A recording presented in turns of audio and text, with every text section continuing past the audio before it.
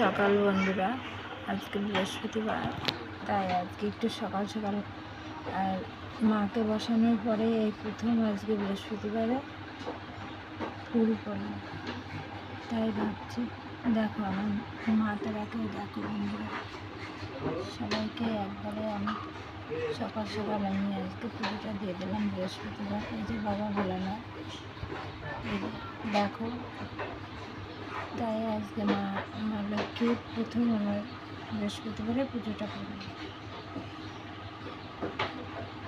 সবাইকে ভালো রেখো মা, আমার পরিবারের যত সবাই সকল সদস্যকে মায়ের কাছে আমি আশীর্বাদ চাই এবং মা সবাইকে ভালো রাখো। ছোটো বড়ো যে যেখানে আছে সবার জন্য আমি শুভকামনা করি। শুভ সকালে বৃহস্পতিবার, সবাই ভালো থাকো, সুস্থ থাকো বন্ধুরা।